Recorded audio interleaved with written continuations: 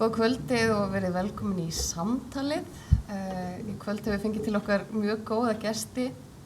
til þess að ræða sjálfbært Ísland. Það er yfirskrift þessa samtals, sjálfbært Ísland og svona leiðina áfram, hvernig við ætlum að varða leiðina að sjálfbæru grænu Íslandi. Og ég hef fengið til mín svona helstu forkólfa í umhverfismálum á Íslandi, það er óvænt að segja það. Og með mér þá hérna Sigurður Ingi Friðleifsson, er það ekki rétt? Passar. Sem framkvæmdastjóri Orkusetursins. Andri Snær Magnason rithöfundur sem hefur skrifað þónokkuð margar, nýjasta bókin gagngert loftslagsmálin, en fleiri bækur hefur skrifað umhverfismál, er það ekki? Allavega eina. Og svo Auður Anna síðast en ekki síst Magnúsdóttir sem framkvæmdastjóri Landverndar sem eru hagsmunasamtök umhverfisverndarsinna. Bara verið velkomin í samtali í kvöld, svo ég útskýri fyrir ykkur eins og hugmyndafræði á bak við samtalið svolítið að grasrót samfylkingarinn að fá til sín fólk bara víða úr þjóðfélaginu og úr atvinnulífinu þess að ræða svona málefni líðandi stundar og það ekki úr vegi að ræða eitt stærsta mál dagsins í dag, pólitískt og heimsmál eins og má orðið komast sem eru loftslagsmálin og umhverfismálin kannski bara svona í heildarsamhengi við það og svona til þess að fræða ykkur aðeins og þá sem að hlusta þá samþykkti Samfylkingin stefnu sína í loftslagsmálum eða svokallar aðgerðaáætlun sem að heitir undir yfirskriftinni Sjálfbært Ísland sem að ég vil meina að sé núna róttækasta eða svona stefna pólitísks flokks samvinnstukosti hér á landi eins og komið þar sem að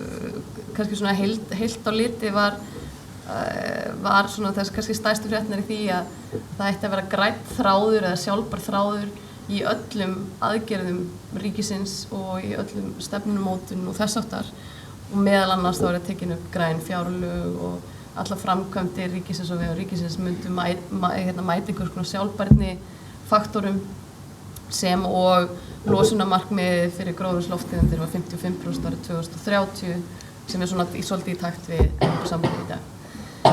En við viljum kannski byrja þetta samtal, þetta var svona inngangurinn og forsmökkurinn.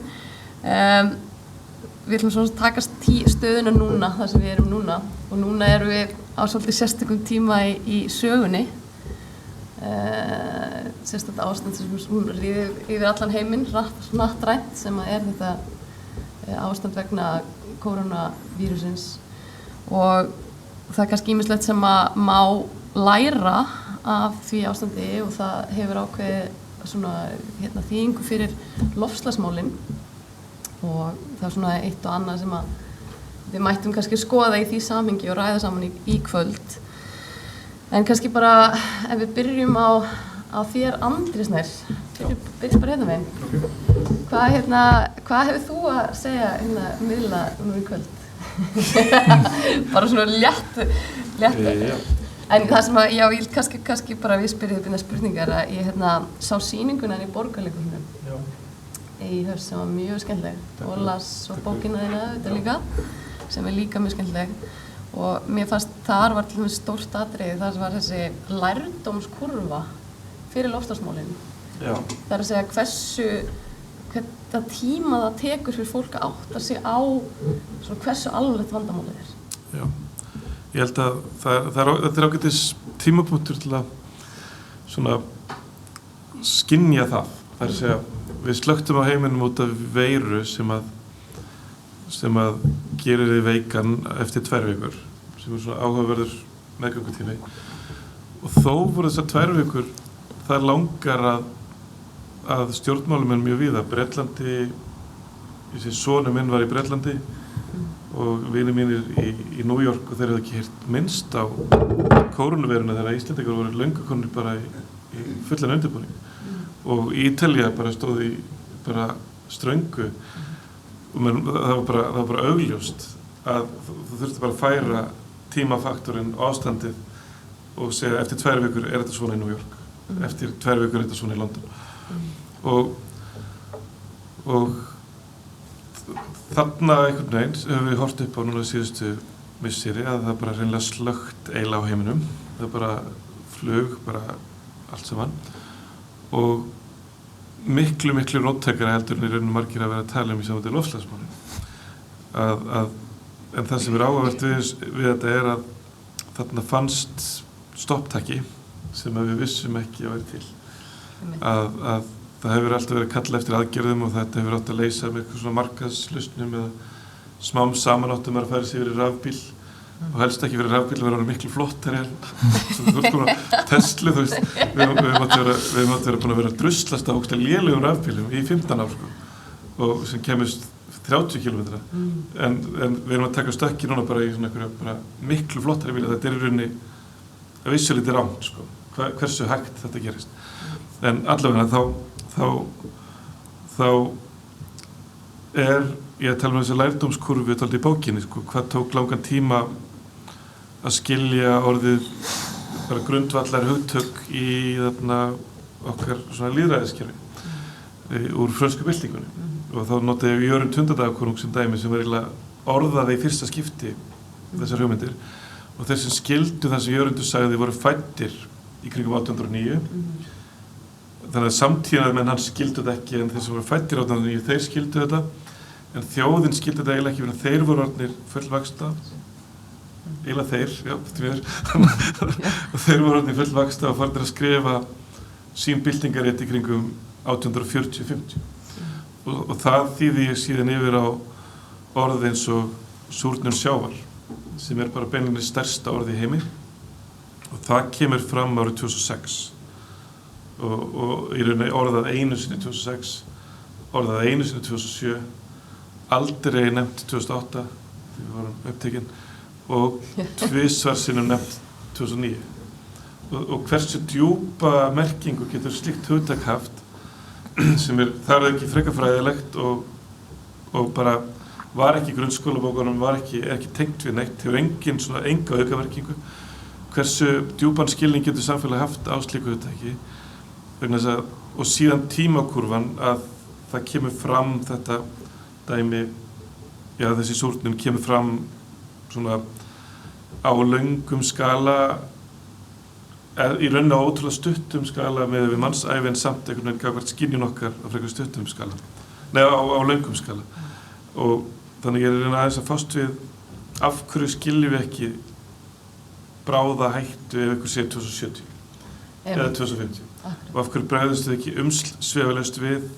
slíkum dagsetningum við svona stórum áskorunum og það í rauninni bara stóra heimspekilega áskorun okkar kynslóðar okkar samfélags af hverju getum við ekki brugðist við. En heldur ég að var að hugsa því að sko það er margt sem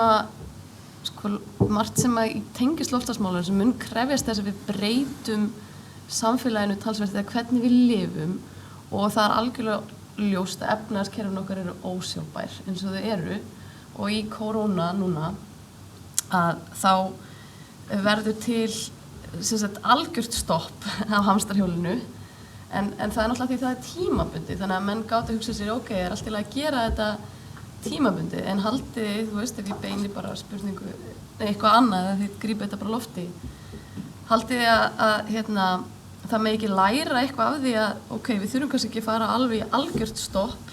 en hvað gerist í raun og veru sem er svona hrikalega slæmt með því að hægja allverulega á hjólum efnahagslífsins og nú nefni ég bara sem dæmi að forsætisráðherra Nýja-Sjálands sem er Jacinda Ardern ef ég ber það rétt fram hún var bara að leggja það fram núna að bara stytta vinnuvikuna svona bara sem í kjölfarið af þessu sem er það þáttur í loftslagsmálum í raun og veru líka. Já, ég held sko svona því miður að þá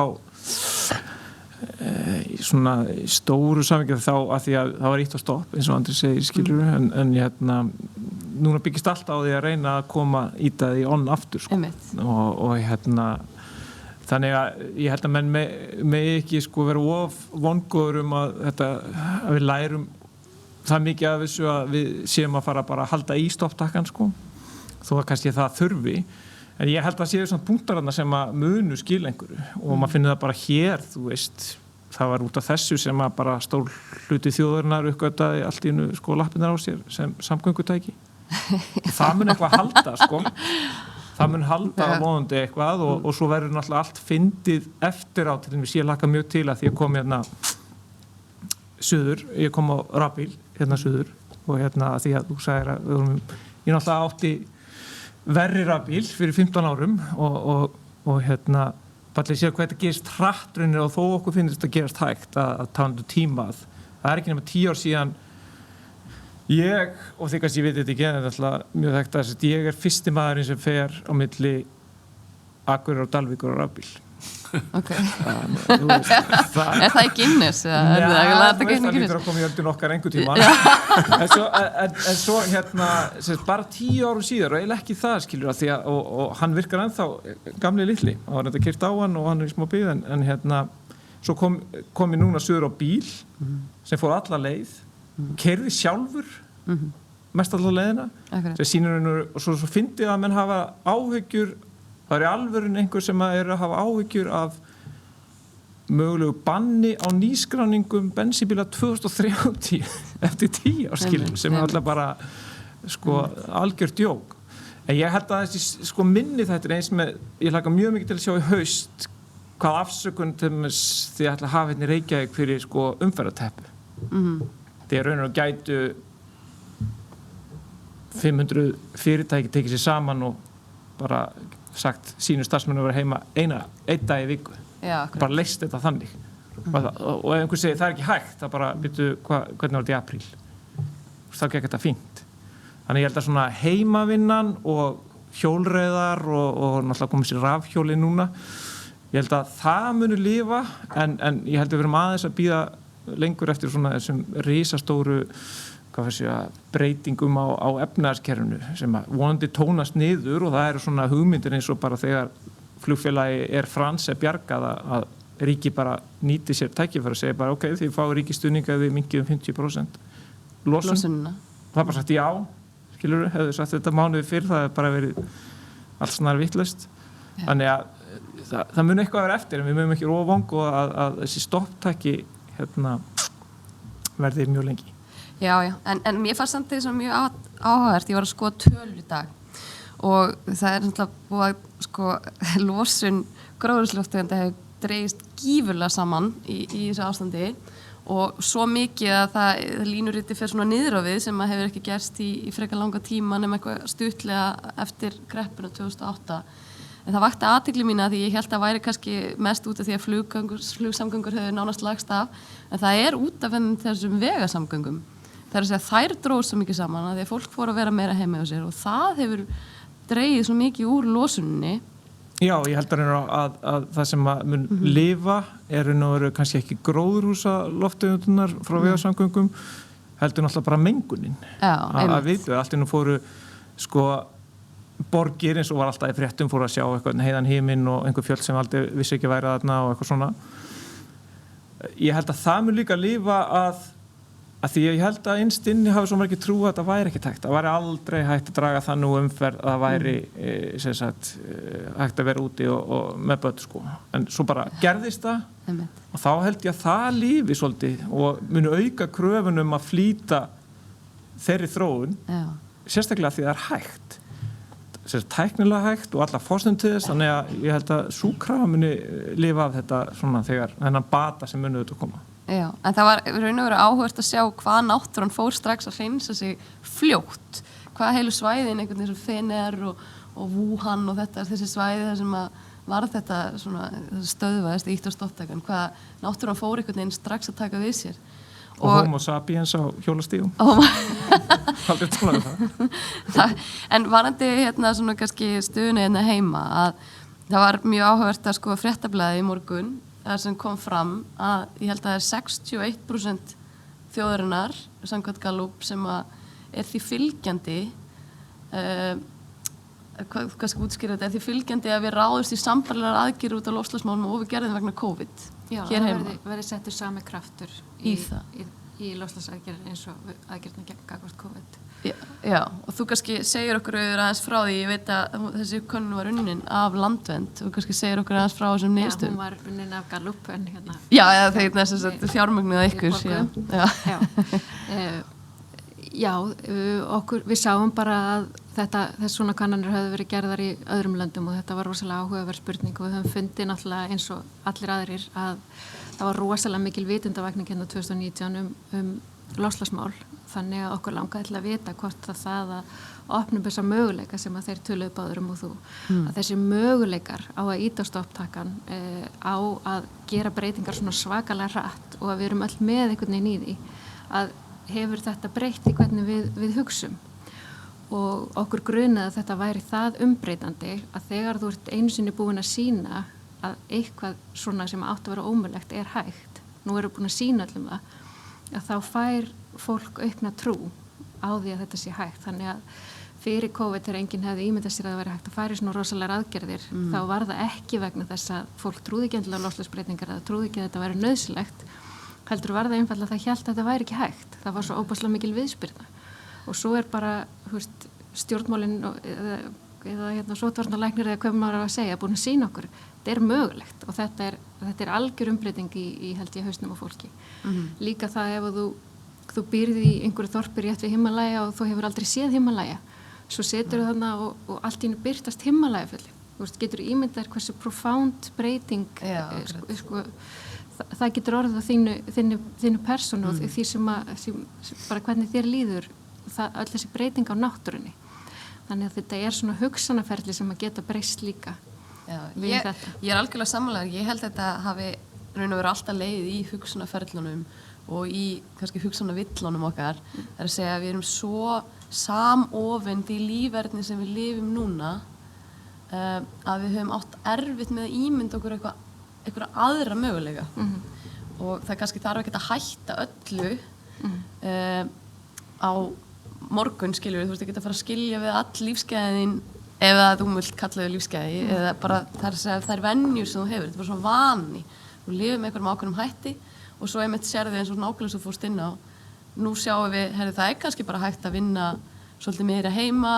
það er hægt að róa niður takt samfélagsins talsvert mikið sem hefur þá rosalega góð áhrif á umhverfið og það er jafnvel einmitt, svo ég komið aftur að stýtta vinnuvikuna af því að mér finnst þetta algjörlega tengt og ég held að varandi alla umræðan styttingu vinnuvikuna það hefur einhvern veginn aldrei verið komið inn á það að tæknin hefur hraðað öllum ferlum í störfum alveg gífurlega undanfarna áratugi það er allavega síðustu 10 árin og það hefur einhvern veginn ekki verið, því hefur ekki verið mætt með neinum hætti á vinnumarkaðnum og það er svona saknaði svolítið mikið að heyra miklu svona róttækari hugmyndir styttingu vinnuvikar heldur einhver svona 1 klukkutíma á föstudegi eða 2 eða eitthvað svona skiljið eins og hefur verið heldur bara svona, bara 3 daga sérstaklega í þeim störfum sem eru tæknilega séð sem tæknin hefur hraðað mjög mikið en svo við snúum okkur kannski að einhverju öðrum þetta hvað sjáu þið fyrir ykkur svona varandi stöðun á Íslandi? Hvernig finnst ykkur til dæmis núverandi ríkisstjórn vera að sinna þessu málflokki og hvað sjáu þið fyrir ykkur bara með tækifærin á Íslandi? Ég meina við höfum alla möguleika til að búa til þessu umhverfisvænt land og vera framúrskarandi á þessu sviði en við erum það ekki.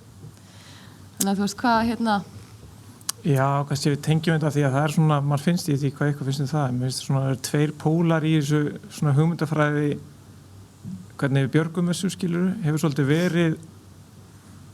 að breytt tækni og slíkt en í svona kannski svipuðu kerfi og við erum í núna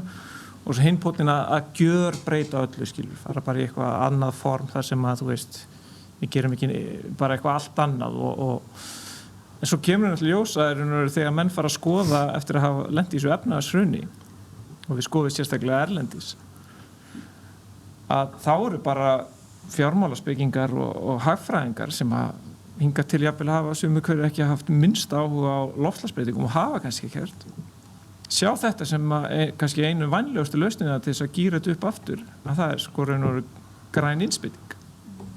og þegar þeir þurfa hratt að finna eitthvað sem á að koma einhverjum kerfum í gang getur ekki bara að fara að framleiða meira keks eða eitthvað, skilurðu. Þú þarft að gera eitthvað nýtt þegar þú ert komin svona langt niður í efnahagserfiðleikum. Þá allt í einu bara poppar upp sama svarið óháð hvort þú sést einhver ægilegur umhverfis sinni ekki, að þetta bara blasir við. Að þetta skapar svo mikið á störfum og mér finnst það svo gott að því að hinga til hefur umræðan verið svolítið mikið að harðar aðgerðir í loftslagsmálum þýði bara harðan vetur efnahagslega, sko, sem svo alrangt, sko. Og þess vegna hafa svona kannski verið óþarfa pólar í pólitíkinni sem að kannski einhverju svona vaxtarsinnaðir kallar hafa verið hræddir við að stökkva á sem sagt aðgerðavagnin í einhverju að einhverju vankunnandi haldið að það þýði að væri verið að gíra niður hagvöxt og lífsgæði og lífskjör. En ég meina, viljum við ekki, er ekki hagvöxtur í eðlisinu vandamáli svolítið? Það þessi gigantíska áhersla á svona economic growth, þegar að sé alltaf einhverju vöxtur. Getur það ekki bara í sjálfu sér verið neikvætt? Þurfum við alltaf að vera að vaxa? Þarf ég alltaf eitthvað, getur ekki verið þessi hugmynd að ég vilji svolítið bakka í vexti? Þurfum við alltaf að vera að kaupa meira, þurfum við að halda þessu efnahagslífi gangandi, hvað þarfir eru við að sinna með því að gera það? Það er það sem ég er að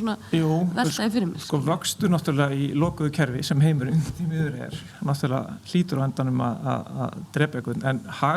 hagvöxtur er stundum kannski að mínum að þetta miskilna því að þetta er miklu meira mælikvarði á hreyfingu. Hún þarf ekki endilega að vera, þegar menn sé á vöxt þá sjá menn bara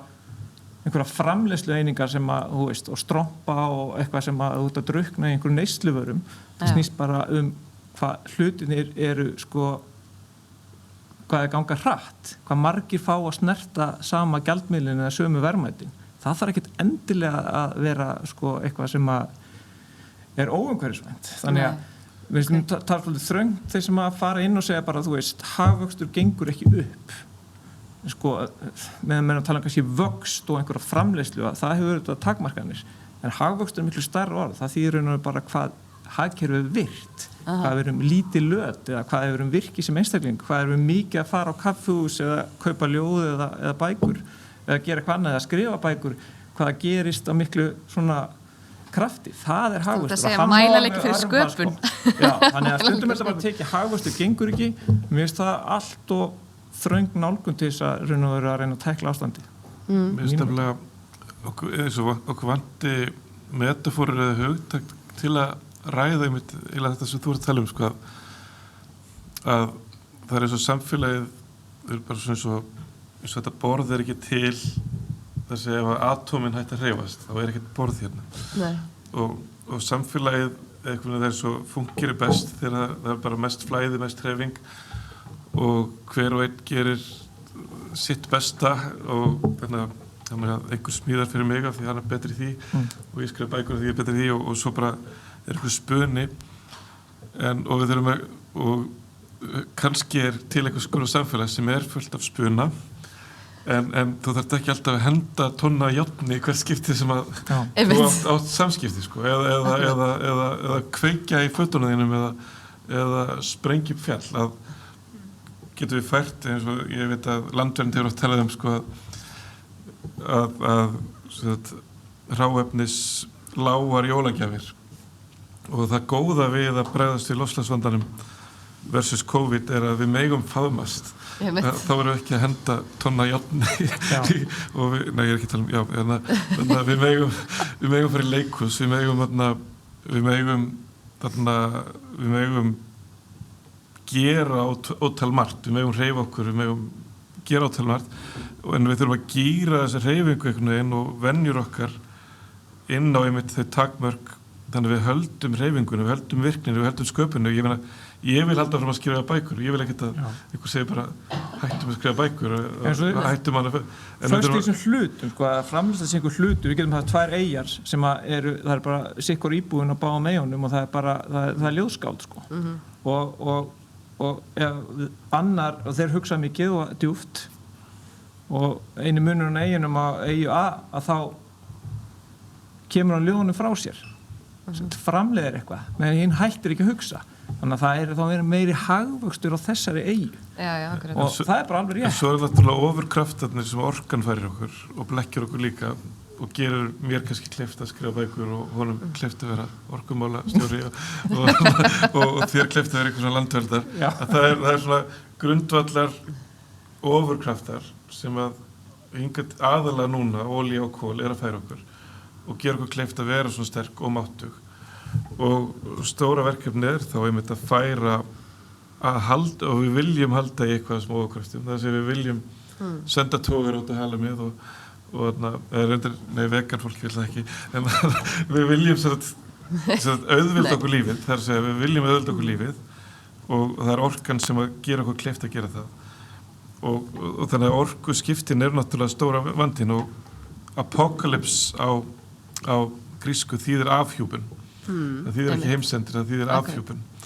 Þannig að í þessum faraldri þá afhjúpaðist mjög margt. Það afhjúpaðist veikleiki og styrkleiki stjórnvalda, en afhjúpaðist líka í rauninni að þegar við héldum við höfum stoppað, þegar við héldum við værum hægt að gera allt og allir voru bara heima að horfa á Netflix og spila, eða þeir sem að voru ekki þannig störfum að þeir sem voru þannig settir, að ég held að heimsvísu hafi losun bara farið 17% niður. Þannig að þrátt fyrir að okkur fyndist að við höfum hægt að vera til og við höfum bara að fara að stunda algjörlega lágmarkstilvist, þá fórum við samt ekki nógu langt niður. Þannig að grunnkerfin okkar og það má segja að afhjúpunin sé svo að þó við höfum hægt að fljúga og hægt að gera kannski það sem okkur finnst skemmtilegt, að þá er svona öndunavélin sem að keyrir kerfin okkar, að hún er svo risastór. Og mér fannst það að þú veist að nefna þetta með 17% losununa, ég var að lesa þessa tölur í dag og það kom einmitt fram í tölunum að það í raun og veru útlit fyrir að við förum niður 5% í losun fyrir allt 2020. Maður hefði haldið að vera miklu meira. Það er það sem þeir segja, þessi fræðingar, ég las þetta á BBC. Og þeir vilja í raun og veru meina að ef þetta verður þessi 5%, við vitum ekki hvernig árið ekki vanda, við vitum ekki hvað lokatalan verður, þá þurfum við samt alltaf sömu tölu, við þurfum 5% draga úr 5% á hverju einst ári til að halda okkur við 1,5% hækkunina, hlýnun gráðu hækkunina, til þess að halda okkur þar. Það er að segja að, og eins og þú ert að koma inn á, og þetta er það sem ég vil kannski tala um hérna, hvað er staðan á Íslandi, hvað þurfum við að gera, og þá ert að væntanlega að tala um þessi rosalegu umbreytingu á orkumálunum okkar í heild sinni fyrir öll innviðakerfin okkar, alla innviðastruktúr, framleiðslu og svo framvegis. Meina, það hlýtur þá að vera svo afhjúpun sem að stöndum fram með Ísland er náttúrulega í kjöraðastu, hvað var það? Við erum náttúrulega að misjönd. Hér í New York til dæmis, þar kynnta menn borgina bara með ekki hreinu orkugjöf, með gasi eða kóljum eða olíu. En hér erum við náttúrulega í kjöraðastu til þess að taka út, sem Sigur Ingi er nú betur að sér í, að taka út samgönguflotan og taka út svona, við getum tekið alveg mjög vænan skerf af því sem við losum með bara svona frekar einföldum skýrum aðgerðum. Og erum í raun og miklu betri aðstöð til þess heldur en margar aðra þjóðir sem eru miklu fastari í sínum innviðum. Nú er vona nýri aðgerða á stjórnvalda í loftslagsmálum og það er nú búin að vera vona á henni svona tíma og ég veit að það fór eitthvað aðeins auka fjármagn í einhverjar aðgerðir núna í þessum pökkum ríkisstjórnarinnar í tengslu við loftslagsmálin. En ég meina þurfum við samt ekki, mér finnst ekki nógu mikill pólitískur vilji til neinna alvöru aðgerða og mér finnst ekki endilega bara bundið við Ísland. Mér finnst bara einhver lömun á því eða hræðsla við að fara í erfiða ákvarðanatöku. Og ég segi eins og þú sagðir áðan, þú varst að tala um að hætta nýskráningu á dísil og bensín. Ég meina þetta er bara ákvörðun, pólitísk ákvörðun og segir bara ok, frá og með eftir 2 ár þá ætlum við bara að hætta alveg nýskráningum eða bara í dag ætlum við að hætta nýskráningum, það er samt fullt að ennþá bílum í umferð sem eru bensín og dísil bara allir sem eru til og allt sem eru flutt inn við er bara á rafmagni. En ég meina það er af hverju er þessi tregða? Hvað er, eftir hverju er við að bíða? Það er algjörlega óskiljanlegt, en ég held að eitt af því sem að við lærðum núna að það svo erfitt að fá fólk einhvern veginn á bakvið aðgerðaráætlunina og öll vinna á bakvið aðgerðaráætlunina svo ógegnsæ, en á meðan Þórólfur og Alma og Víðir, á meðan að þau mættu í sjónvarpið á hverjum einasta degi og sögðu öllum, þetta það sem við ætlum að gera í dag, þetta það sem við ætlum að gera í dag, þetta það sem við gerum í gær, þetta það sem við gerum í gær, að þá fólk bara, já, ok, þetta að gerast, ég skil þetta, upplýsingaflæði og þú veist, þetta fólk sem veit hvað að tala og meðan aðgerðaráætlunin smíðuð í einhverjum bakherbergjum, enginn veit hvað að gerast, enginn fara að sjá hana, það allt eitthvað svona laumu dæmi, í staðin fyrir að vera bara, ok, nú erum við að vinna í þessum kafla, okkur finnst þetta, hvað langar ykkur að segja þetta, nú erum við að gera þetta, einhverju sérfræðingar þarna sem að geta komið og hjálpað okkur. Og sama og þetta þríki gerði alltaf að fá einhverja nýja inn á upplýsingafundi hjá sér. Þarna getum við lært alveg gífilega mikið, bara að opna fyrir fólkinu að það fá að taka þátt í þessu. Það hefur engin trú á þessari aðgerðaráætlun sem núna númer 2. Fyrsta kom 2018 og þá sendum við inn umsagnir og núna verið að bregðast við þeim með næstu aðgerðaráætlun. Þannig að þetta allt of lokað og allt of ógagsætt. Þannig ég held að það verði eitthvað að breyta nákvæmlega þessum vinnubröðum bæði kjölfar COVID og líka þessi niðurstöður sem við fengum í dag að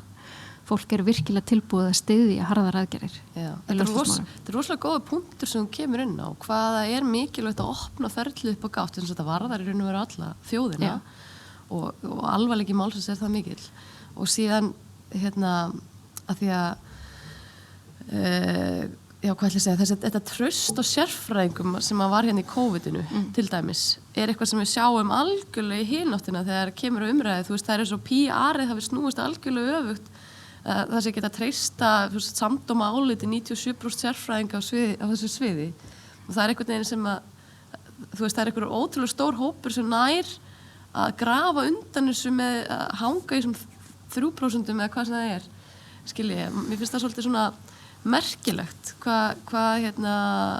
hvernig það hefur verið spunnið í raun og veru.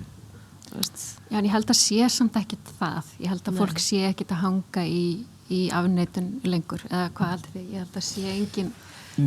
ég held að það sé ekki raunveruleg ástæða fyrir því að við grípum ekki til aðgerða. Ég held að það sé ekki vantrú á því að þetta sé raunverulegt. Ég samt alveg sé alveg bæði framámenn í íslensku stjórnmálum og erlendum sem eru svona draga mjög mikið úr alvarleika málsins. Við tölum lærdómskurvuna og Jörund Hundadagakonung, þá þeir sem fæddust 2006, árið sem að súrnun sjávar var nefnt í fyrst skipti í fjölmiðlum, þeir voru 14 ára þegar að COVID-faraldurinn reiði yfir og tóku þátt í einhverju svona alstærstu alheims samfélagstilraun sem að bara okkar kynslóð hefur lifað. Og þeir sem að þeir sem eru fæddir 2006 þeir eru 14 ára núna. Já, akkurat. Og lifa á svona, í sínum svona þroskaferli svona stórt högg eða inngrip inn í bara sitt líf. Og þeir eru líka að taka Gretu Thunberg og þetta svo kynslóð, sko. Þannig að ég myndi alveg vera mjög svona bjartsýnn til skamstíma, þú veist, fyrir við örugglega bara keyra með einhver kerfi áfram og reyna að bæta upp framleiðslutapið og allt það. En til lengri tíma þeir sem eru 14 ára núna eru búin að gangi gegnum eru sko líka þegar maður horfir til aldamóta ég var alltaf svo varnur að tala næstu 100 árin þegar ég var að tala 2100 svolítið þurfti ég að uppfæra ég er að tala næstu 80 árin og svo erum við bara að tala næstu 70 árin að glugginn líka þrengjast og þessi kynslóð hún sér sín eftirlauna aldur bara innan bara þarna katastrófumarka. Þannig að ég geti alveg trúað að núna þegar við höfum séð sérfræðinga vanhæfni og hæfni, þegar við höfum séð sko kapitalismanum snúað haus eða þess að ríkið grípur allt og setur allt í gang aftur að ég held að við munum sjá allt aðra nálgun á þessi efnahagskerfi, á valdi ríkis, á almanna hagsmuni. Ég held að þegar lærdómur er líka komið fram að 10 sinnum fleiri dóu þar sem að stjórnvöld voru vanhæf versus þar sem þau voru hæf, að ég ætla að leyfa mér að vera mjög bjartsýnn á að þessi kynslóð er að taka inn eitthvað sem er allt annað heldur en við tókum inn í okkar djúran uppvexti. Skiljið það að þeir eru að fá svo allt annað áreiti, allt annað input og koma inn með lífsgildi og svona sín þar sem að þau bara muni ekki hafa list á hlutum sem okkur langar í. Það bara þetta verður þeim svo fjarlægt að vilja hluti sem okkur langar í. Þannig leyfi ég mér að vera til skamms tíma kannski svartsýn en til langs tíma þá munum við sjá miklar breytingar. Já. En ég meina, ef við bara horfum á Ísland á næstu 10 árin og kannski þau svona mál sem eru brýnust hvað var loftslagsmálin sem hlýtur þá að vera það sem við getum gert mjög hratt, það eru orkuskiptin í vegasamgöngum, það eru aðri hlutir eins og endurheimt votlendir sem er verkefni sem gengur bara mjög hægt og eru bara ekki miklu peningar í, skógrækt til þess að binda kolefni, en ég meina hvað breytingar myndu við vilja sjá á samfélaginu svona varanlega, við leyfum okkur að hugsa hvernig við viljum sjá samfélagið strúktúreraðar og af því að allt sem ég einhvern tíman verið orðið til var bara einhvern tíman draumur einhvers sem bara fór út og skapaði það og all sköpun verið til fyrst í einhverjum draummynd hvernig sæjum við fyrir landið strúktúruna í landinu? Ég held að þetta sé má vera harður að brjóta upp af því að ég er nú taka boltatímina því ég kannski var einn af þessum í bakherbyggjónum að smíða aðgerðaráætlun en á sínum tíma fyrstu, þannig að ég gerði hana nú að miklu leyti. Var það reykfyllt eða? Nei, ég hleypti engum að en ég gerði það alltaf nálgun til þess að gera þetta að verkefni og brjóta þetta niður og tala bara í tonnum, af því ég held að hluta vandamálinu sé einmitt að við erum alltaf að tala og breytt þetta. Ég held að við séum stundum að tala, ég sé ekki út í loftið, en við erum með ákveðin óþarfa Andersson er búin að leggja þetta fyrir okkur, það eru alveg nógu margir núti sem áttar sig á aðstæðinu og við erum fólki sem heimtar að það sé meira gert og það var spurt á okkur pólitíkin gerir ekki meira, að því hún veit ekki hvað hún á að gera. Það er málið. Það er núna að taka þetta niður í einstök verkefni, að því ef að þú fer breytt inn og segir bara alltaf að við þurfum að auka sjálfbærni, nota risa orð, heimurinn þarf að batna, við þurfum að snúa af þessari þróun og eitthvað svona, þá gerist ekki neitt. Bara gera þetta aðgerða með og framkvæmdar. Það er ekki að kemur bara frumvarp það að alla ríkisbifreiðar verði komnar fyrir 2023, þá er bara það að taka ákvörðun það að það verði ekki urðað eftir þetta, það er bara tekin ákvörðun það verður bara bitið það niður, þannig að pólitíkin geti tekið ákvörðun og ég er bara stór eða að svona hnitmiðu mál sem verið sett fram, þau eru samþykkt. Að ég er ekki að sjá andstöðuna þó að þú getur bent mögulega á einhverja stengireyfinga þarna úti sem var til að kjósa á móti, það er almennt bara þingmeirihluti fyrir öllum þessum málum. Það er bara alltaf að tala of stórt og það verður að breyta einhverju, já hverju? Nefndu eitthvað fent og bara komdu í gegn á 4 mismunandi forsendum. Já, ég skal nefna fent, og ég nefna fent fyrir strax. Já, takk. Fyrsta lagi græn fjárlög og í öðru lagi þurfum við að setja einn ákvæði stjórnarskrá sem vernda réttin til heilnæms umhverfis og bara auðlinda ákvæði almennt. Síðan þyrfti, ég get nefnt meira, mér finnst til dæmis að ríkisstjórnin og það mætti setja inn í lög ákveðnar reglur varðandi lífeyrissjóðirnir sem eru einu stærstu fjárfestari á Íslandi, að þeir ættu bara fjárfesta gjörsamlega grænt, þetta er bara algjörlega úr öllu öðru. Og svo auðvitað þetta með að hætta nýskráningar bensín og dísil miklu fyrr, en nú er bara, ég geti þulið þetta upp áfram fyrir þig. Þetta er allt til, en þetta er ekki verið að gera þetta, þessi frumvarp er ekki að koma fram og það, til dæmis eins og það eru gigantískir hagsmunir, til dæmis eins og þeirra sem eru hér bara fyrirtæki sem eru að sýsla með bensín og selja bensín, þau eru ekki til í þetta business og það eru gríkatínski lobbyista hópar sem eru kapitalistir og efnaðslegir sem eru ekkert að fara að sætta sig við það að þeirra kannski svona lifi brauð, reyndar Homo sapiens alveg með gríðlega aðlaunahæfni en þú veist, skilur við? Eins og það sem við tala við að búta þetta niður, ég gerði eitthvað svona þess hugsunartilraun að það var 50% á 10 árum, svona hvernig það myndi ganga fyrir sig og hvað erum við með 2,5 miljón tonn ári losun Íslands. Ég held að þessi 1 milljón frá stóriðju, 1 milljón frá samgöngum, Við þurfum að minka 1 milljón tonn, verkefni með 1 milljón tonn, bara svona það að ná 1 milljón tonnum niður og þá spurði maður bara svona, gætu við bara ákveðið að olíu innflutningur færi bara niður 10% ári og það væri bara, af því að það allavega svona einhver, það mjög svona haldbær tala, í stæði verið að banna bílana að bara segja það bara hvað myndi gerast eða það væri bara 90% flutt inn á næsta ári og þar næsta ári myndi vera katastrófa eða það væri bara allt í einu svona myndi, þú veist, og ef fyrirtæki komið saman með heimavinnuna væri ekkert að ná þessu sem átaki á 10 árum að hætta nánast að selja það er bara akkurat bensín nema fornbílaklúbnum í bara svona tölfræði að því að þú nefndir skilur að þetta var mjög góðu punktar hjá það öllum þó ég hefði bara tekið þennan eina sem þú sagðir í lokin því það er eitthvað sem maður hægt að gera núna því að þú nefndir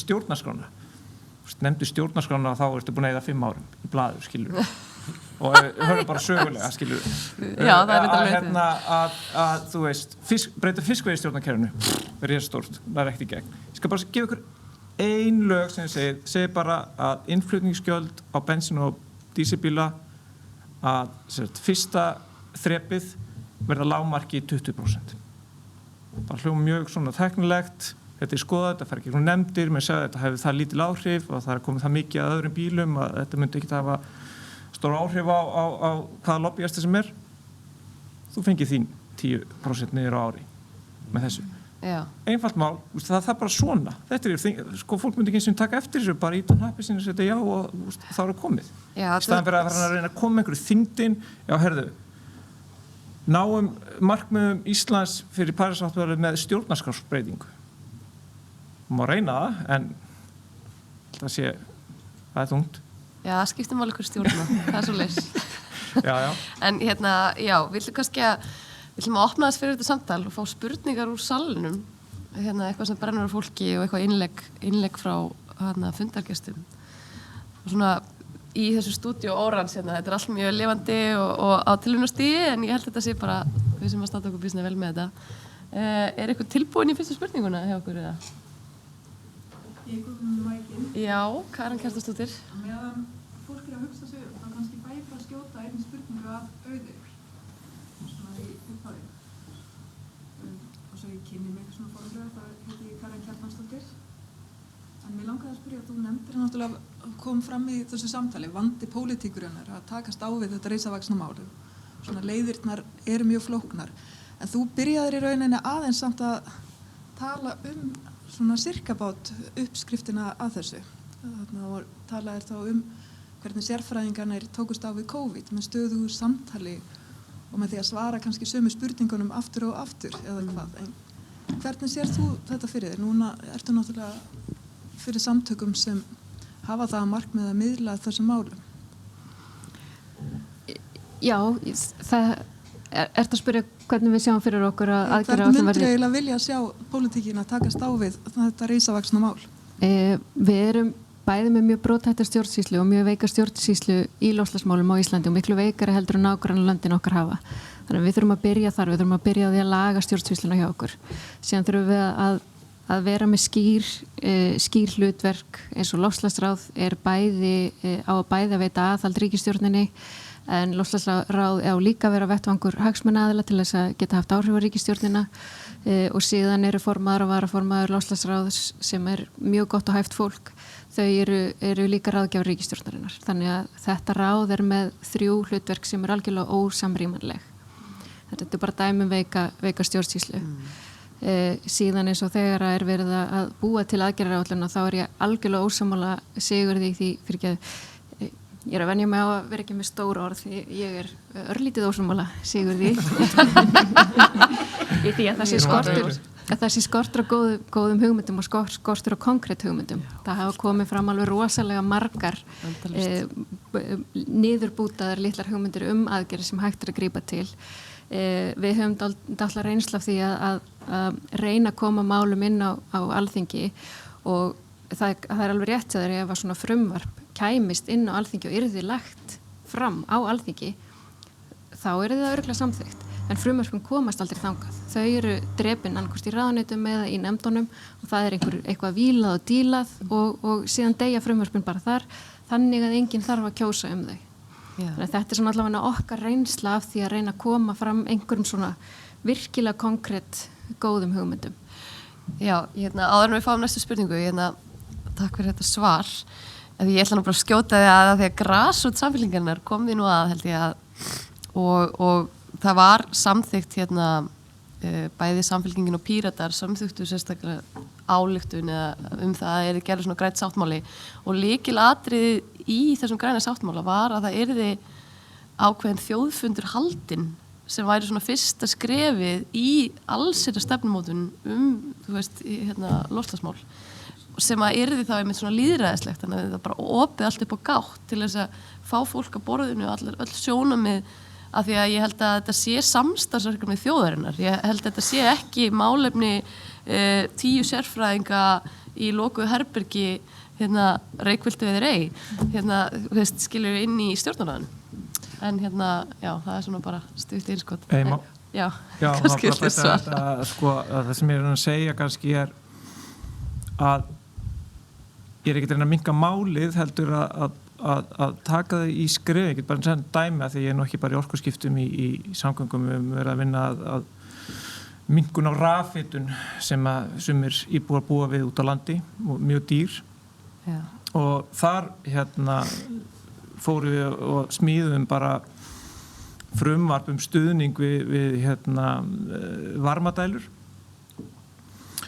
og með að hafa bara nógu afmark og lítið, það var smíða frumvarp og sem snýrst bara þetta fór inn og var bara samþykkt. Þetta var mjög sögulega skemmtilegt að þetta var í miður hruni. Ég man þegar ég fylgdist með Alþingi þegar frumvarpið var samþykkt og þú veist það heyri svona vanhæf ríkisstjórn í bakgrunninum það var Austurvöllur logaði og þetta var minnum eina máli sem fekk samþykkt allra flokka. Já. Bara nota þetta snýst bara eitthvað varmadælu, þetta snýst ekki MySafe eða eitthvað og fór bara í gegn og skipti bara gríðarlegu máli í því. Já. Og í staðan fyrir að vera að þú veist, hendin frumvarp þar sem við þurfum að stuðla að meiri jöfnun í rafhitun landsmanna gagnvart hitaveitun. Það er bara fest eins og þú segir. Ég meina þetta er veikst stjórnsýsla. Við erum ekki stærri en Malmö, skilur. Við megum heldur ekki halda að við getum verið bara gert þetta stundum eins faglega og við viljum. Já, ég vil samt vera svolítið svona pólitísk í þessu. Ég held þú getur alveg komið með sum frumvörp og þau myndu fara í gegn þau kæmust á þing með samþykktar flokka og það er vilji fyrir að gera meira í loftslagsmálunum. En þau ert farin virkilega snerta á peningunum. Já. Virkilega það fara að snerta á einhverjum efnahagslegum hagsmunum sem skipta einhverju máli og það getur verið mjög pólitískt líka að þá munið þetta aðeins verða, þá munið sjóða aðeins meiri í þessu og mæta meiri mótstuð. Ég meina við ættum kannski að smíða saman frumvarp sem er kolefnisgjald á sjávarútveginn og sjá hversu langt það kemst inn á Það er mjög gott dæmi. Ég meina það er rifist á Alþingi gjaldtöku í sjávarútvegi bara síðan ég fæddist og ég man ekkert að hafa rosalega mikið gest í því. Nei, en ég held að kolefnisgjald sem er ein effektífasta aðferðin til þess að draga hratt. Já, ég er bara sammálaður og þannig er eina gjaldtakan í sjávarútvegi sem svínvirkar hún fór í gegn til mis og meðan menn var að rífast einhver veiðigjöld og hafa aldrei neitt í niðurstöðu þá var eina gjaldtakan af sjávarútvegi kolefnisgjaldi. Þannig að þú veist... Það náttúrulega veiðigjöld almenna sérstök samt, já, sko. Þau fóru í gegn þau fóru inn en svo bara búið að rífast þau og ég veit ekki búið að rífast fjárhæðina og það búið að lækka náttúrulega helling Þannig að það bara svínvirkaði mitt, það getur bara farið inn En það þarf samt að vera alvöru, þú veist, eitthvað sem hefur virkilega áhrif Hvað þetta tíkall á líturinn? Það mjög mikill munur á kólumbuspori eftir veiðitekni þannig að það verður örugglega þannig að það verður hyglað þeim sem að veiða meira með minna kólumbuspori það er bara svona sem er bara bestu mál Já. Og þú sér það engin vitt í kólumbuskjaldinu núna þó við finnum þeir sem að keyra ennþá bensínbíla finna fyrir ekkert rosalega mikill verðlækkun á olíu núna þó hún sé í lágmarki þá útgerðin nánast að fá olíu ókeypis í dag en kólumbuskjaldið bara fast skilur þannig að það líka hægt að í raun og veru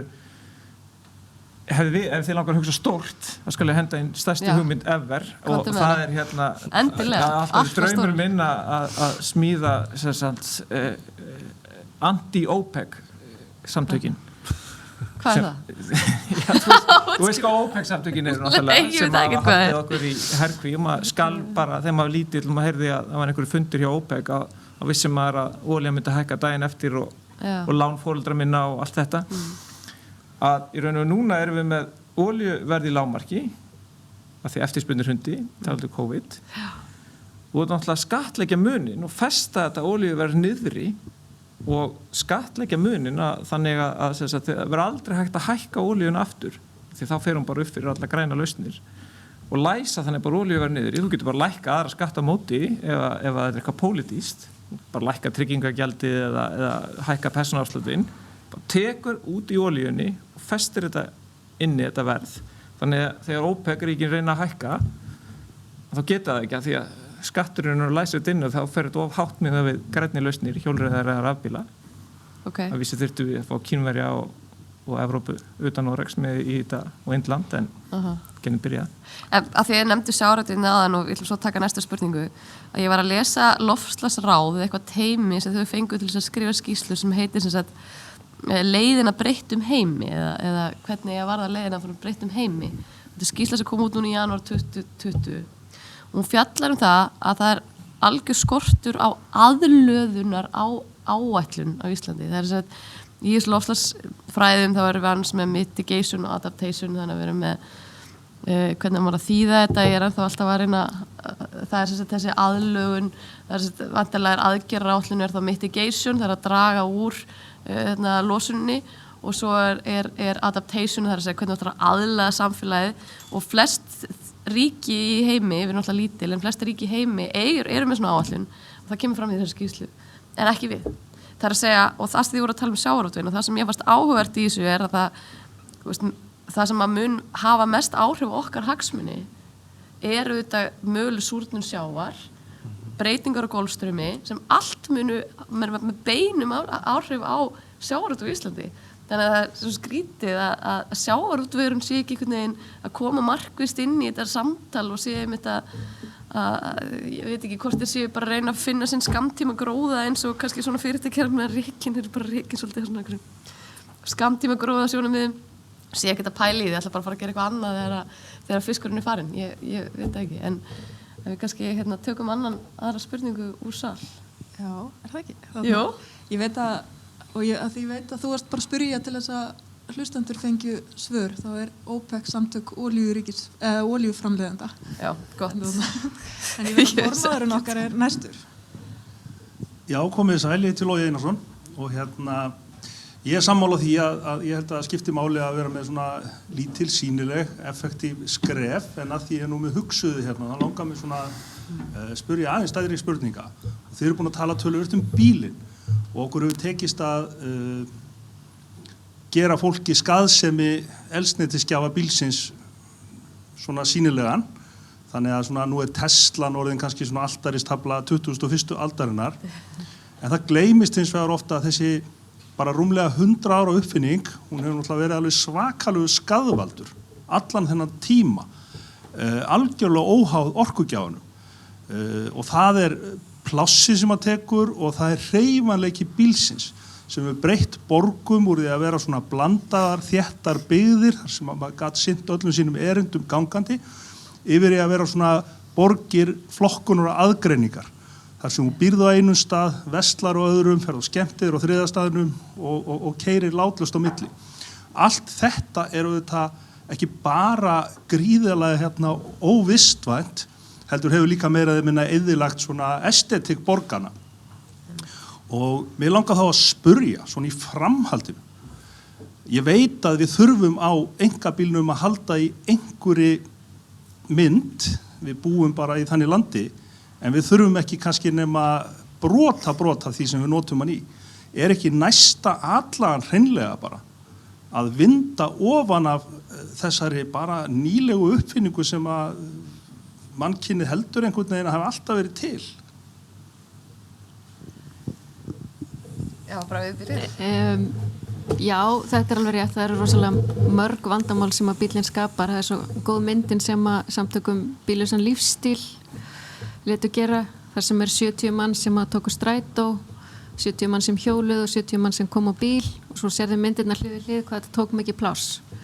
Þannig að ég held við gerum okkur ekki grein fyrir hvað við gætum, hvað borgin yrði allt öðruvísi ef við þyrftum ekki öll að vera á bíl. En hins vegar held ég að COVID geti líka kent okkur þetta sem að Sigurður var að tala um. Það ekkert mál að hjóla. Já. Og sérstaklega eftir að rafhjólinn komu, það bara minnsta mál í heimi og í öllum íslenskum bæjum og borgum þetta einfalt 6 mánuði á ári. Hina 6 þurfum við að finna einhverjar aðra lausnir. Já, ég held að þetta sé algjörlega rétt að það eru mjög mörg stór vandamál tengd bílnum, en ég held að þetta kristallir svolítið aðgerðir í loftslagsmálum að þær eru réttlætanlegar mjög margar eða langflestar af einhverjum öðrum ástæðum heldur en til þess að draga úr losun gróðurhúsalofttegunda. Það þetta sem þú nefnir með bílinn, það til dæmis eins og endurheimt votlendis. Þar erum við að auka líffræðilega fjölbreytni mjög mikið og fá góða temprun á vatnskerfin okkar, minnkum þurrka og flóð. Það að draga úr því að borða dýraafurðir, það lýðheilsuaðgerð, fjölbreyttu ferðamáti lýðheilsuaðgerð, þannig að þetta eru rosalega margir stórir kostir sem að koma líka samfara þessum loftslagsaðgerðum.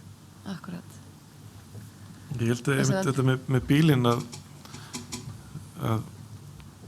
það náttúrulega líka byltingin núna í þessum litlu rafhlöðum sem að eru að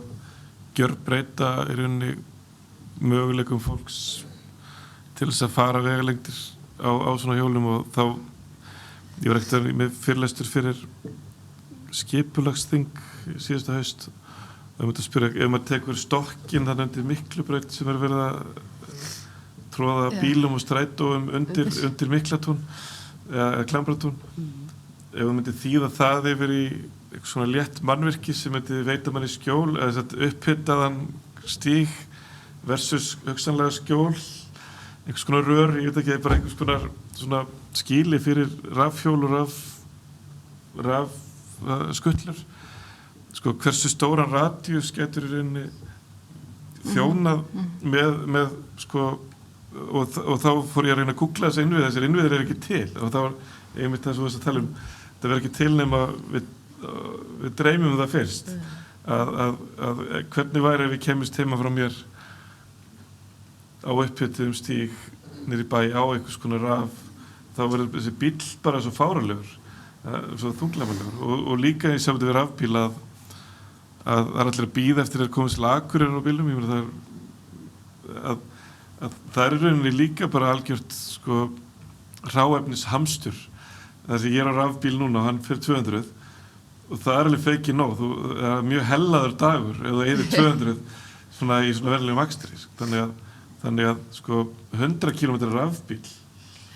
sko við eigum ekki að hafa sko 400 km bíla almennt í umferðinni nema þeir séu bara hann af því að þetta eru þá bílar sem eru almennt að fara þessar vegalengdir langflestir þú verður ekki að burðast með þetta batteri ef þú ætlar einu sinni til Akureyrar það fínt ef þú ert almennt í þessum ferðum en sem innanbæjarbíl að hamstra lithium að þú gætir þurft að fara til Akureyrar eitthvað á þessum bíl og átti engar annar að kosta völ og hlammast á þessu í borgarumferðinni á leiðinni í vinnunni. Við þurfum alveg líka að hugsa næstu skref bara það líka. Ég held sko að reyndar að það sé byrjað að vinda á hann á einkabílum og bara tölurnar sýna það að Logi talaði þessu 100 ára uppfinning. Ef ég var að spá maður þá held ég að hann eigi bara 100 ári viðbót eftir. Þú veist að því menn einblínu orkuskipti og horfa á rafbíla og æðislega tækni og þetta eru geggjaði bílar og viðurkenna það sjálfur alveg að þessi nýju sem eru að koma, en stóra fréttin í bílabransanum er að sala á einkabílum á heimsvísu er búin að vera niðurleið síðustu ár. Þannig að þetta er að minnka, það spyrir bara hvað við viljum gera. Ég get náttúrulega tekið dæmi svona úr heimabæ Loga því að hann fór nú þann inn. Það var umræða mikið hann veit þá hvað ég er að tala Glerárgötuna sem er þá eini held ég tvöfaldi vegurinn á Akureyri það sem búa bara 20.000 og sem sagt þú kemst allstaðar á korteri á hjóli að svona við höfum þessar pælingar í einhverjum hópi að hvort að við ættum ekki að gera bara eins og það er að gera í London og svona að taka inn Akureyrin á breytinni bara með keilum í svona hjólabraut. Það var náttúrulega allt snarvittlust af því að hinn sterka menning miðaldra kalla á einkabílinu er rosalega sterk. Þetta er svona þeirra síðasta vígi. Akkurat. Og og hann var alveg sá sem komið þá hugmynd var alveg skotin í kaf. Þá hendi henni hugmyndin til þess að raun og veru bara skapa jafnvægi í umræðuna. Og sagði býtu, já en nú er þessi tvöföldun, hún er sko 40 ára gömul. Hittum menn sérst akkurat á umferðarflæði þá. Já. Með þeirri bestu. Ég segi, bætu við þriðju akreininni. Þriðju bílakreininni. Þá náttúrulega, þú veist, opnaðist þetta fyrir mönnum, nei, byrju, já, þá sá menn alltaf milljarðana sem færi það að búa til nýja akrein fyrir bíl, skilur. En þetta var jafn gild pæling. Eins og breyta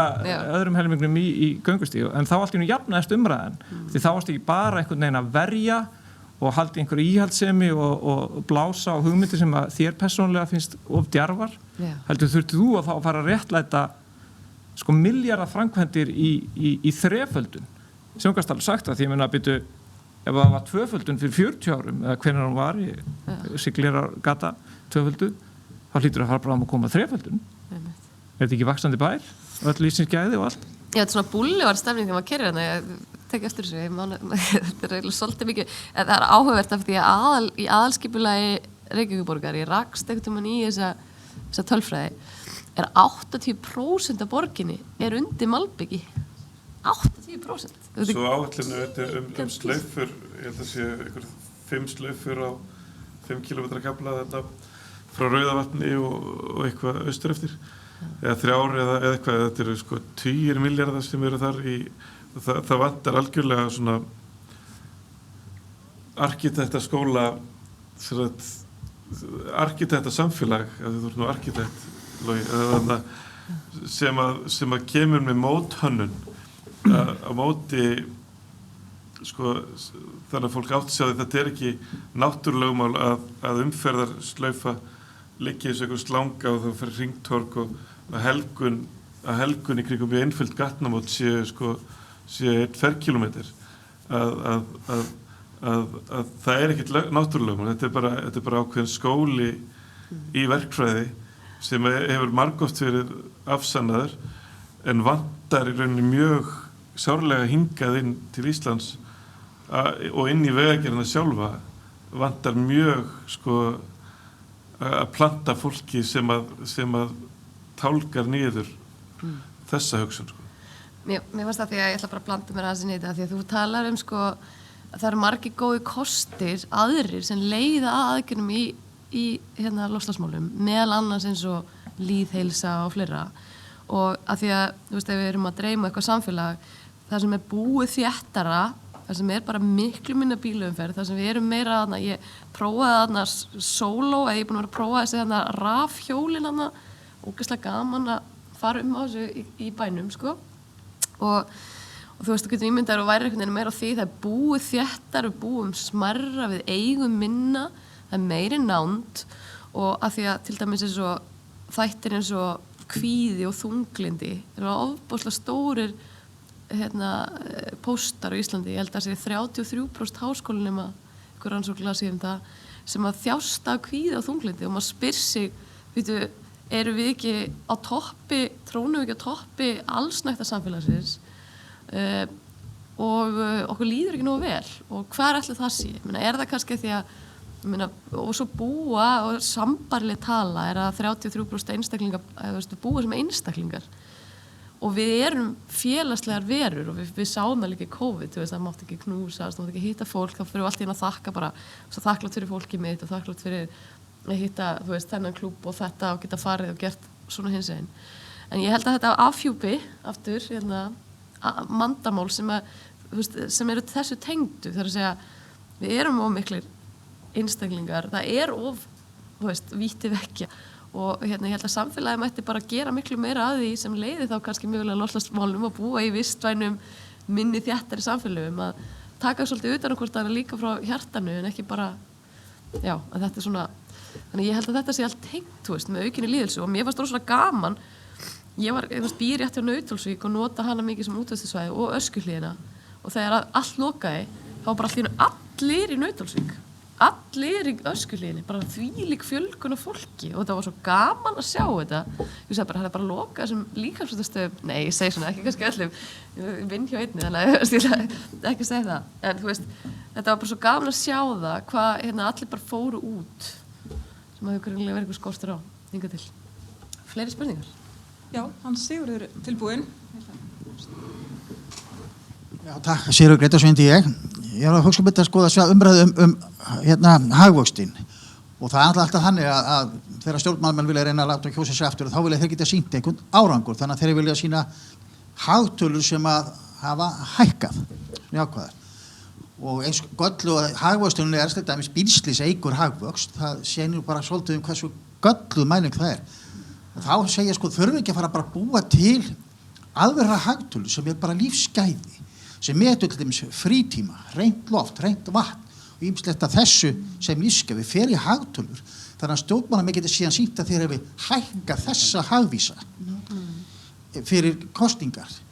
og svona, þú nefndir var þetta með fækkunum minnutugum og þá kannski ágætt að kannski koma því inn að núna erum við að fara í það að stytta vinnuvikuna og munum örgulega halda því áfram og umræðan hefur alltaf snúist það að stytta vinnudaginn það þurfi ekki bara svolítið að fara út í það að fækka frekar vinnudögunum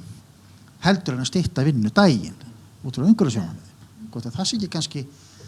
svona hugmynd að fara frekar í þá áttina. Byrja að þriðja í Hvítasunnu. Já, kannski byrja að Sigurður varandi með hagvöxtinn og þess að kannski bara búa til nýja vísa til þess að mæla,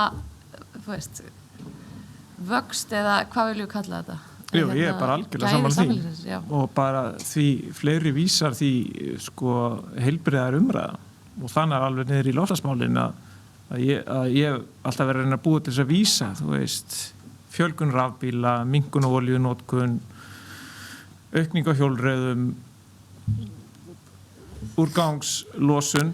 að raun og veru að þetta sé beitt að afli í stjórnmálunum sama hvort það skiluru til sama hvort það stjórn eða stjórnarandstaða og þá myndi þetta sem bara held í heilbrigð þá þetta myndi ríkjandi stjórnvöld hampa góðum tölum og þá hefur líka raun og stjórnarandstaða tölur til að sýna þetta allt og lítil minnkun á losun eða allt og mikil urðun ennþá eða öfugt og getum við sýnt einhvern árangur og eins eða var hægt að fá góða lífsgæða sem sagt vísa sem væru svona ekki of umdeildir þá er það alltaf besta sem hægt að vera að gera því að það er eina sem skiptir máli er raun og lífsgæði það skiptir engu máli þó þú sért brjálæðislega fátækur eða þú ert hamingjusamur í grunninn þá ertu bara, það er bara einn fullnaða sigur en ef við ná utanum þær tölur og ég held að myndi ekki því að segja bara lífsgæði það er bara einhvern sem að væri hægt að rífast hvort væri rétt túlkuð eða ekki en það væri hægt að setja það upp í eitthvað sem að væri hægt að mæla alveg þannig að menn geti ekki mikið rífist töluna sjálfa, heldur bara hvort hún væri góð eða vond. Það væri frábær kostur. En þessir vísar eru náttúrulega til þannig séð og sprutt út úr síðustu kreppu eins og Social Progress Imperative sem bara rosalega góður vísir vísitala félagslegar framfara held ég að heita á íslensku. Að hann tekur kannski ekki beint á umhverfismálum en á öllum þessum hlutum sem við viljum að séu mældir sem að við réttlætum notkun á hagvexti með að hagvexti fylgi lægri mæðradauði og meira læsi og að mæla bara þessa þætti beint. Og þetta bara, þessi vísar eru til og þeir eru til fyrir öll lönd. Ég meina, talandi vísa, þá held ég að til dæmis, ef við förum alveg á byrjunin, að ég held að ein mesta tölfræðarsamanburður eða keppni sem lengi hefur í gangi þessar COVID-tölur. Það sem menn eru bara að segja, við erum að standa okkur rosalega vel, eða gagnandi segja, sjáu, Finnland bara, akkur eru þeir að gera betur en þú veist, Svíþjóð. Það er óhásættilegt, þetta er svipaða þjóðir, akkur fáðu ekki sömu kurvur og alltaf bara að ræða sömu tölur. Og þá hendur út svo mikið af svona einhverjum mjúkum rifrildisfaktorin sem maður ekkert að tala því það er allir að horfa á sömu gröfin það sama og það held ég að skipti máli að svona heilbrigðu samanburður verið nýttu betur loftgæði í borgum eða fjölda reiðhjóla menn lærið að tala það á mannamáli. Þetta mjög áhugavert líka. Mér finnst eitt svolítið áhugavert bara skjóti hérna að þið að tala hamingjuna og loftslagsmál í tengslu við hamingjuna og loftslagsmál og að því að John Lennon sagði, það er eitthvað svona frægt kvót í John Lennon, hvað ætlar þú verða þegar þú ert stór, þú veist, þátt að vera allar slökkviliðsmaður eða eitthvað annað, hann sagðist bara alltaf að vera hamingjusamur. Það var svona eitthvað svona markmið og þetta hefur verið svona vitnaði þetta oft í svona andlegu þegar við tölum andlega velíðan og svoleiðis. Og það er það sem að mér finnst að mörguleiti tengjast, mér finnst efnahagskerfi tengjast umhverfismálum mjög mikið. Við sjáum það eru ósjálfbært að byggjast upp á að við hlaupum í ykkur svona hamstrahjóli eða mikil hraði, það er ekki mikið verið að pása og hugsa, mikið bara að vera framlega á þess að hugsa af hverju, hvaðan koma þarfinnar, af hverju líður okkur vel, er þetta til hvers og þess vegna þú veist þessu með mæling á lífsgæðum, þú veist það er gott að eiga þak yfir höfuðið, en ég held við getum lifað miklu smærra með miklu minna en ef við hugum að andlega líðan og svona viðhorfum okkar og hugsunarmynstrum og einmitt erum ekki stöðugt í þessu stressi sem þetta kerfi býður upp á, það er svo mikið svona flight or fight mode, þetta er bara svona, við erum svo mikið á taugakerfinu því allir eru yfirstressaðir, tala um kulnun og eitthvað svona, og þá er það einna kosturum af einmitt að ég hægja samfélaginu, það er þessi þáttur. En þetta er svona mín skoðun að þegar við fáum svona pásur að við getum að vera að skoða hvað er það raunverulega sem gerir með hamingjusaman, af hverju er ég að þessu, af hverju er ég að reyna að eldast við að fá 2 milljónir á mánuði, til hvers, þú veist, hvað er, what is the point, til þess að ég geti keypt með mér, til að ég keypt með stærra hús, líður mér eitthvað illa, muni ekki allir, þú veist, allir voru hamingjusamastæri þegar voru bara byggu ykkur 40 fermetrar íbúð á háskólatímanum eða eitthvað, skilji, það er allir, ég heyri svona, þegar fólk hugsa þetta í svona nostalgíu, skilji, það snýst ekkert þessi ytri gæði, sko. Og það er kannski það sem ég vildi svona leggja í púkan á einu spurningu upp. Yes. Ég heiti Elín Vigdís og mér langar eiginlega bara svolítið að fylgja eftir þessu punkti hjá Evu og það sem hefur komið fram áður. Það er raun og veru að í grunninn þá viljum við öll vera hamingjusöm og krakkar, börn, ungt fólk, maður tengjum þetta. Hvað vil ég því ég er stór? Ég vil bara vera hamingjusöm. Og við erum tengt því sem skiptir máli þegar við erum ung, sem ég finnst að helsta svarið kannski í þessu umræðu umhverfismál að hlusta á unga fólkið. Ég held að við getum ekki list þetta með því verið ykkur svona stappi þú veist, hversu tengd við erum og hversu aftengd við erum, hversu kapitalísk við erum, við þurfum bara nýja kynslóð. Þú veist, ekki þetta fólk sem er bara í einhverju stjórnmála stríði á þingi endalaust og gerir ekki neitt. Við erum búin að sjá það. Við erum ekki búin að gera neitt fyrir að það kemur COVID. Þú veist, þá stöðvast allt. Þannig að ég myndi helst vilja sjá bara fleira ungt fólk, algjör endurnýjun. Þetta, þú veist, sem er fólki sem er í þessum loftslags, loftslags, mótmælunum. Þú veist, þetta er fólk sem getur breytt ykkur. Þú veist, þannig að þetta er svona, takk allavega fyrir þessu punkta, en það sem ég langar að spyrja að lokum, sem var persónlegt bara, svona hvað hafið þið persónlega gert svona í ykkar umhverfis svona málum, eða svona hvernig hafið þið breytt ykkar lífsstíl og svona fólk kannski kringum ykkar fjölskyldu. Ég held að það skiptir líka, fyrir að tala alltaf makró, þú veist, hugmyndafræðilega, þú veist, einhvern veginn bara hvað ykkar? Þetta ekki árás og ég meinti það ekki, ég líka miðaldra skilji, þú veist, ég vil ekki ég fara á þing, ég vil á yngra fólk en ég 15 árum yngra skilji. Þannig að, já, takk. Þetta frábær spurning, hver ætlar að byrja? Ég held að það sé mjög mikilvægt að við lækkum kosningaaldurinn. Ég á börn á aldrinu 5-14 ára og þau eru miklu klárari heldur en við foreldrarnir í að vita hvað að gerast í samfélaginu. Þau eru ótrúlega óréttlátt að þau fá ekki að kjósa. Þannig ég held að þetta sé gífurlega mikilvæg punktur hjá þér. Það sem ég hef breytt núna síðastliðin ár, ég náttúrulega búin að vera að pæla í umhverfismálum síðan ég var unglingur.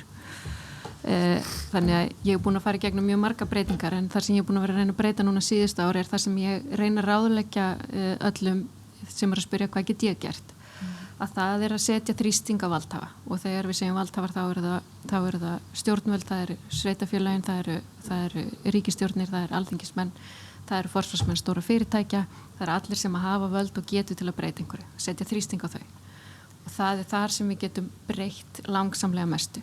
Til þess að okkur líði vel með að setja þrýsting á aðra, þá þurfum við að hafa tekið aðeins til heima í okkur. Það rosa erfitt að fara að segja, það rosalega mikið drasl í herbygginu hjá þér, systir mín, á meðan það rosalega mikið drasl hjá mér. Þannig að til þess að við getum fara að setja þrýstingin, þá þurfum við að vera, þú veist, fara 3 ferðir á ramashjóli eða eitthvað, þú veist, gera eitthvað. Og þetta það sem að ég hef verið að breyta í svona mínum garði að það að setja þrýsting á stjórnvöld og bara spíka, bara tala. Já. Skrifa bók. Ég já, þú veist, ég bara reyni að nota svona þá hæfileika sem ég hef við þannig til þess að tala þessi mál og miðla þeim og síðan náttúrulega eftir fremstu megni að fylgja einhverju af því sem að maður boðar en mér finnst ekkert ég fekk mér rafbíl en ég veit samt alveg ef maður fer ofan í sporið að það verður betra að fá sér ekki rafbíl og bara ekki bíl þannig að ég get ekki satt þessi mitt framlag að fá mér rafbíl en ég reyna að hjóla eins mikið og hægt en ég samt alveg gargandi þversögn af skilabóðum af því að síðan maður að gefa bækur í mörgum löndum og það bara fylgir því að búa á þessari eyju að það var bara mjög stórt flugspor ef maður fer nokkuð sem til útlanda ári og þá fer maður alveg að hugsa þarna hver verður lausnin á því verður það í eitthvað svona carbfix-tækni þar sem að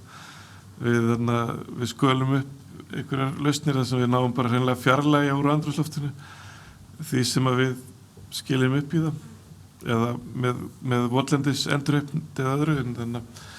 en samt ég myndi aldrei segja maður reynir að gera sitt best en ég myndi aldrei segja maður væri einhver frábær fyrir mynd sko ég myndi bara maður bara í þessu samfélagi og samkvæmt tölfræði versta sem ég gerði var eignast annað og þriðja barnið. Ég ætla að fá að vera með, Sigurður, þú fá að lýsa þínum venjum hérna líka? Já, ég náttúrulega einmitt, ég á 4 börn, þannig að ég strax búin að skjóta verulegðu markið. En ég hef bara og ég held að það sé mjög mikilvægt og raun og alltaf mikil áhersla bara einmitt eins og á ekkert vera neitt feimnismála að menn svona sem eitthvað í framlínunni alltaf fara svolítið í hnút yfir eitthvað að segja hvað hefur þú gert og eru pínu stressaðar því þeir hafa gert eitthvað, kannski flogið eitthvað út eða gert eitthvað, snýst ekki það, þú fara miklu meira út úr því að fá 100.000 manns til að taka eitt skref, staðan fyrir að hnoða einni fjölskyldu inn í einhvern helli ég reyndar bara náttúrulega búin að vera kafi í þessi 15 ára og alveg til ég að hætta að einhverju ungir að koma úti, ég alveg fyrstu til þess að stíga til hliðar að þetta bara gaman það svo mikið, við viðkennum það alveg, ég rek stóran bílaflota en ég búin að skipta honum öllum út í metan og rafmagn og við flokkum allt Russlandi fyrir norðan og lífrænt alveg í kaf og söfnum steikingarolíu á heimilinu og reynum að nýta hlutina lengi og vel og erum svo í bullandi kolumnsjöfnun sem mjög skemmtilega því það ekki bara rækta tré sko. Þú getur keypt ég endast að kaupa og gefa einhver tonn hjá Sameinuðu þjóðunum og gaf 100 tonnum daginn 100 tonna kolefni í 50 sammælisgjöf sem þú getur bara gett þetta á netinu sko. Það er mjög góð gjafir og ég var ekki 50 kolefnisjána fyrir fólk. Já, ég miklu yngri og svo bara staðan fyrir að vera eitthvað að velja og rífast, þú veist, ég hendi kolfið og líka votlendi sjóð og svo þetta að þú veist, til dæmis ég tek allar þessar lausnir og þó þetta sé kannski, þú veist, það er olíufélagið var með einhverja 3 krónur eitthvað líturinn til eitthvað landgræðslunar eða eitthvað ég stekk á það þó að ég sé á metanbíl það er ekkert að gera þetta því að bara allt svona reyni að taka þátt í. Ég gleymdi einu að ég stjórnarformaður Yrkjusjóðs Já, vel gert og við gefum öllum skólabörnum á landinu birkirýslu þessum sækjum til þess að planta. Svo er þetta áskrifandi af sem sagt af Carbfix niðurdælingu tók niður man ekki hvað það var 10 kíló á mánuði og bara sem öðrun sko þannig að ég held að þú veist að menni ekki vera að reyna bara þú veist vað inn og skoða hvað til og það þú veist að þetta allt löðrandi lausnum að núti sko og leyfa sér aðeins að prófa hitt og þetta og að því ég held að við megum ekki stressa fólk of mikið að veri feimið að því að það er ekki að gera allt Nei, þetta að því á endan kannski endaði meira sér þar eða fari í þess að vegferð. Ég veit að þetta er bara eins og að tala að búta niður aðgerðinar og svona eitt ári kannski, þú veist og að því mér finnst þetta skemmtileg spurning að því ég var algjör svona efnishyggju stelpa og bílasóði alltaf köp með föt og algjör gælla og svona og þetta er bara, já, þú veist, og bara var ekkert að pæla í þessu, þannig að ég þurfti að taka til mjög mikið mínu einu lífi og þú veist, allar reyndar, ég hætti á bíl í talsverðan tíma en ég reyndar komin aftur á bíl í vikinu það, en að öðru leyti, ég hætti bara kjöt, ég flokka rusli mitt, ég flýg nú reyndar eitthvað en ég kolefnisjafnaði alltaf, allt þetta hefur mætt svona pínu anstöðu líka umhverfinu stundum, ég fer í gáma og sækja mér mat af því að ég er á móti matasón, ég sóa ekki mat ég gera það stundum, ég gera það bara af því að ég er á móti kerfi sem hendir 40% af matnum sem er í lagi með sko. Sem betur fyrir eru komni með þessar nýja áherslur á síðasta séns í öllum búðunum og ég er bara búin að opna verulega augum minn fyrir því hvernig kerfið er í raun og veru búið að búa til alls konar gerfiþarfir af ekonomiskum forsendum til dæmis eins og allar umbúðunir sem er í búðunum. Í búðunum, súpermarkaðunum, er 50% af það sem þar er umbúðir og mestmagnis er það óþarfi og það er líka búið til eitthvað svona alls konar heilbrigðisstandarda og eitthvað kerfi, reglugerðum og eitthvað í kringum þetta allt sem að eru mestmagnis líka að ég myndi telja að væri óþarfi og svo rækta ég eitthvað sjálf og draumurinn minni núna að búa í raun og veru off-grid í sjálfbæru samfélagi þar sem að ég í raun og veru við ræktum og verðum okkur eiginlega út alla mat sjálf og það er ekki án áskoruna og það er ekkert endilega það fyrsta sem ég langar til að gera því það er samt svo gaman, þetta eru svo skemmtilega áskorunir og maður hugsa bara, vá, ég gat þetta maður, ég gat einhvern veginn komist frá því að vera matilíska mannskjan í herbygginu yfir því að verða orðin allt í einu bara já, mér fannst lambakjöt ógeðslega gott sko, ég kenni það alveg og núna hugsa ég, já, ok, ég ætla að fara að læra bara, ef ég ætla að borða dýr, þá verður ég bara helst að veiða þau sjálf því það er svona hringur og snotturinn sem er þetta virða að fara aftur í svona indigenous ferlan okkar, skilju því að flesti bara þekkja kjöt úr frauðplastbakka í bónus, skilji við erum svo aftengdi hvernig þetta verður allt saman til að það er eiginlega já, þú veist, ég myndi segja bara að við þurfum að vakna og það er þessi vitundavakning í gangi þú veist, og hún er mjög víða og ég held að þetta muni bara halda áfram og COVID var risastór þáttur í því En ég má bara lókum að því að við tala svona orku almennt að eitt sem ég hef lært í þessu brasi mínu í orkuskiptum og slíku er að stundum maður að eyða of mikilli orku í að reyna að sannfæra einhvern sem verður ekkert sannfærður og ég held að það sé mjög mikilvægt að læra að sko þess vegna ég kynnt og það svona nýjast hjá mér að 90% orkuskipti. Okay. Það er bara þess að þurfi ekki á öllum þessum opnu fundum að taka eitthvað þungt samtal, einhvern mann sem veður í mig að þetta sé bull sem að ég sé að boða og ég að fara í eitthvað debatt við hann að reyna að sannfæra sem það er ekkert að fara að gerast og þess vegna hefur bara skilið, 90% orkuskipti það þýðir að við verum eitthvað 20.000 bíla hérna úti fyrir alla þá. Ég held að myndi alveg dekka þann hóp sem að geta ekki hugsa sér að fara þessa leið að skipta yfir í betri kost að því að ef við bara brennum út eða eyðir rosalega miklu afli og orku í eitthvað sem er vonlaust frekar að tala inn í hópin sem er móttækilegur. Já, ég menn þú sáir fræjum og fræin munu bara verða blómum ef að jarðvegurinn er góður, skilur, ef að hann er tilbúinn í að taka móti. Moltu. Þú sér fyrir svona drive-in hamburgerastað svona fyrir þess sem að vera eftir. Já.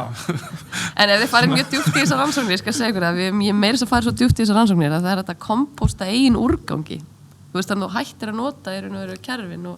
farir að búa til kompost. Menn talum að það sé að verðmætt þessu sem frá okkur kemur. Það er mjög verðmætt og hann er besti þegar við segjum það. Og þessar dælingar út í sjó, þetta sé bara vitleysa. Þetta er algjör vitleysa. Það ekki? Jú. Er þessast nýjasta sem við erum búin að samþykkja, það er hérna kompost? Já, sem fulltrúi náttúrulega orkufyrirtækjanna. Ég er mjög hræddur við þessu off-grid hugmyndir þínar og Það var ótrúlega gaman að spjalla og gaman að ég hefði örugglega getað haldið áfram í marga klukktíma viðbót. Við þurfum bara að halda matabóð. Það ekki? Er ekki annað þáttur í næstu viku? Já, annað þáttur í næstu viku. Við munum bara opna dyrnar í matabóðinu. Þetta verður svona þjóðfunda matabóð. Það er allir geta að ræða ykkur smáli í þessu. En takk fyrir komuna og gott kvöld. Takk svo mis. Takk.